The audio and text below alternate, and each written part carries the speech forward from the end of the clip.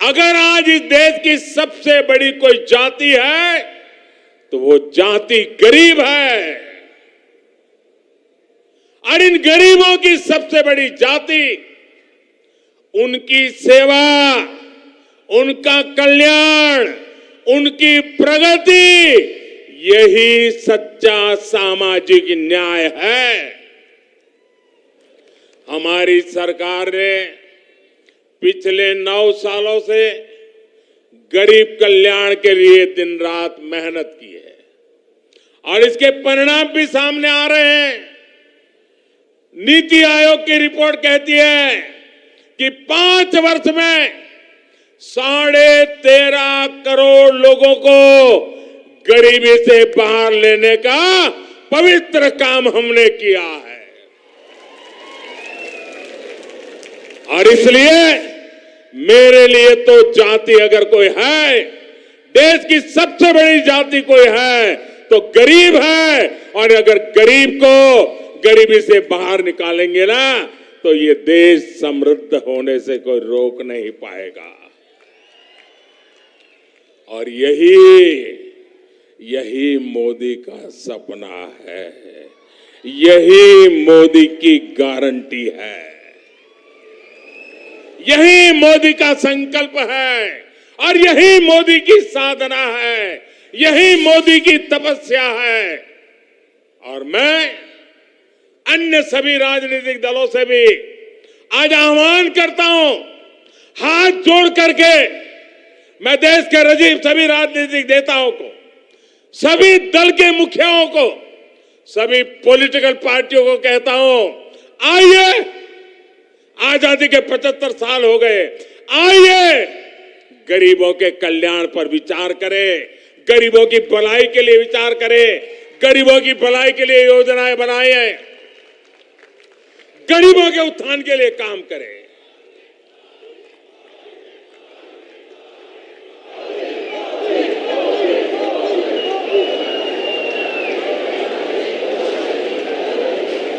నా కుటుంబ సభ్యులారా, तेलंगाना विरोधी लोग चुनाव से पहले जनता को कुछ छोटे लाभ देकर अगले 5 साल तक तेलंगाना को लूटने का अधिकार हासिल कर लेते हैं। हमें तेलंगाना में इस परंपरा को अब उलट कर देना है भाइयों बहनों, उसको रोकना है। रोकोगे क्या? रोकोगे क्या? तेलंगाना के भाइयों बहनों, मुझ पर 5 साल भरोसा करो, ज्यादा नहीं कह रहा हूं, 5 साल भरोसा करो। इन्होंने जितना लूटा है ना, मैं आपके चरणों में ला करके रख दूंगा। आज भी कांग्रेस और बीआरएस तेलंगाना के लोगों से विश्वासघात कर रही है। कई राज्यों में कांग्रेस ने चुनाव से पहले ऐसे ही बड़े वादे किए और अब उन्हें पूरा करने के लिए 15 अलग अलग शर्त रख रही है। पहले तो बोल देते हैं ऐसा करेंगे, फिर कहते हैं ऐसा होगा तो करेंगे, ऐसा होगा तो नहीं करेंगे, ये करेगा तो नहीं करेंगे, उधर वाला होगा तो क्यों भाई, जनता को मूर्ख बना रहे हो? यहां बीआरएस ने भी बेरोजगार युवाओं को भत्ता देने का झूठा वायदा किया। कांग्रेस और बीआरएस का रवैया बिल्कुल एक समान है। चुनाव से पहले आसमानी वादे करो और चुनाव के बाद सारे वादे भूलकर अपनी तिजोरी भरो। ना कुटुंब सभ्युलारा, बीजेपी का ट्रैक रिकॉर्ड अपने वायदे पूरे करने का है। पिछले कुछ महीनों से आप सब देख रहे हैं कि केंद्र सरकार लाखों युवाओं को नौकरी देने के लिए रोजगार मेले का आयोजन कर रही है। इसकी घोषणा पिछले साल हुई थी। इस मेले के जरिए देश के हर कोने में लाखों युवाओं को सरकारी नौकरी के नियुक्ति पत्र, पब्लिकली नियुक्ति पत्र देने का काम हमने किया है। तेलंगाना के युवाओं को भी इसके जरिए हजारों तेलंगाना के युवाओं को आज भारत सरकार में हमने काम दिया है। यहां के युवा ये देख रहे हैं कि पूरी प्रक्रिया बिना रुकावट और पारदर्शी तरीके से हुई है।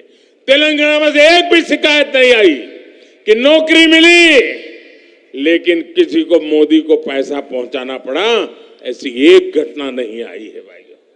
इसलिए बीआरएस के युवा विरोधी रवैये और इसकी सरकार को यहाँ के युवा करारा जवाब देने का मन बना चुके हैं। मेरी बात सही है ना?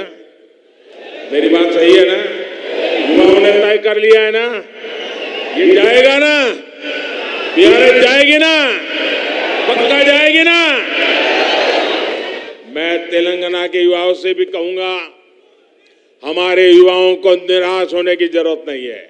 मेरे नौजवान साथियों, ये मोदी की गारंटी है, आपको निराश होने की जरूरत नहीं है। भाजपा सरकार आते ही बीआरएस के पापों को मैं एक एक खोल करके रख दूंगा। उनकी सारी बुराइयों को निकाल करके रहूंगा और अभियान के तौर पर करके रहूंगा, क्योंकि मैंने अपनी आंखों से देख रहा हूं कैसे लूट रहे हैं। यहां के युवाओं के लिए केंद्र सरकार ने 2 दिन पहले ही एक सेंट्रल ट्राइबल यूनिवर्सिटी की स्थापना की है, ऐलान किया।